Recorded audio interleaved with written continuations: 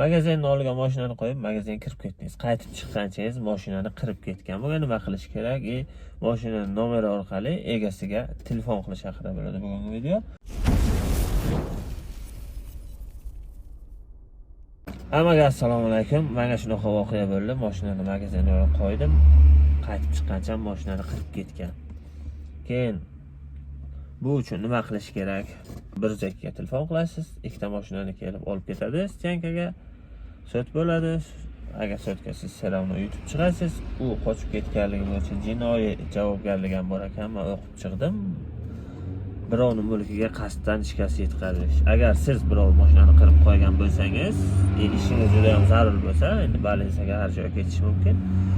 Mashina qirgan mashinangizni oldiga prosta nomeringizni yozib qog'ozga qistirib keting. Yoki bo'lmasa telefon nomeri qoldirilgan bo'lsa, telefon qilib shunaqa qildim, gaplashamiz deb keting. Pravangiz rishat bo'lmasligi uchun. Meniki qirib ketgan ekanlar. Men Pramoy gayga telefon qilmoqchi edim. Men lekin telefon qilmadim. Nimaga desanglar, sizlar bunaqa qilmanglar, qonuniy hal qilish kerak o'zi hamma narsani. Menga video registrator bor edi. Video registratordan kirib qarasam, mashinani qirib ketib qolgan. Qora Lacetti. Undan keyin Rohat 24 programmasiga telefon qilish bo'limi bor ekan. Shundan telefon qilaman. Hozir ko'rsatib beraman. Programmaga kiramiz. Kerakli mashinani tanlab yuqoriga ko'taramiz. Mana bu yerga avtosignal bor. Avtosignalga bosgan paytimizda mana nomer kiriting degan joy bor. Nomer mana bu yerga o'sha nomerni kiritganman. Nomerni kiritib bo'lganingizdan keyin o'pshi. Bu yerga xabar yuborish yoki qo'ng'iroq qilish. Buni qo'ng'iroq qilish. Qo'ng'iroq narxi 2000 so'm ko'rayotgan bo'lsangiz, nomerga siz nomeringiz yozilgan bo'ladi. Bosasiz 2000 so'm kartangiz ulangan bo'lishi kerak uchun 2000 so'm gaplashib bo'lgandan keyin yechib oladi. U Pramoy nomeringiz bormaydi. Unga siz ham uni nomerini ko'rmaysiz. Gaplashgandan keyin o'zini nomerini so'rab olasiz. Men shunaqa qildim, Telegramni oldim keyin.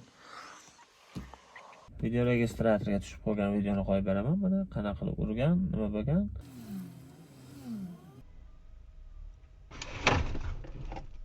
O'zi Rohat 24 dan telefon qilsangiz, 24 raqam orqali boradi. Telefon nomerini oldim va akani shunaqa bo'libdi desam, o'g'li, u akani o'g'li haydab ketgan ekan, mashinani qirib olib kirib qo'ygan ekan. Keyin bo'ldi, to'g'rilab beraman deyishga kelishdik ikov. Mashinani ustaga olib bordik 2-3 kundan keyin. Ko'rsatdik. Narxni ustaga pulni bering, men prosta kelib to'g'rilayman dedim. Fikrlar osoni bo'lganda to'g'rilab berdi. Videosini ham ko'rsataman. Mana videoga ko'rayotgan bo'lsanglar, u yerga turibdi Lacetti qora. Mana bu yerga mana mashinamni kirlosi to'g'ri bo'lgan. Buni mana shunaqa qilib telefon nomerini aniqlasanglar bo'lar ekan. O'zidan so'raysiz biromi yoki bo'lmasa styankaga qo'yganingizga mashinani oldini to'sib qo'ygan, misol o'tib keta olmaysizga xalaqit beryapti. Shu bo'yicha ham ishlatsa bo'lar ekan bu programmani. O'ylayman 80%, 90% odamlarga bor. Korotchi shunaqa gaplar. Bu yo'lni maslahat bermayman sizlarga. Agar mashinalaringiz salgina qirilgan bo'lsa yo bakovani sindirib ketgan bo'lsa, telefon qilsanglar bo'ladi shunaqa qilib. Agar kattaroq qirilgan bo'lsa, gay chaqirib, gay bilan qonuniy hal qilgan baribir yaxshi. Nimaga deganga, uni fikri o'zgarib qolib, yana sizni qaytadan militsiyaga yozib berishi mumkin. Bu qochib ketdi deb yozib bersa, sizga hech qanaqa doказательство bo'lmasa, siz aybdor bo'lib qolishingiz mumkin. U hammasi qonunga yozilgan. Men ham buncha bilmayman, o'qib aytaman to'g'risi. Qarorchi mana shunaqa gaplar. Video salgina foydali bo'lgan bo'lsa, xursandman qarorchi.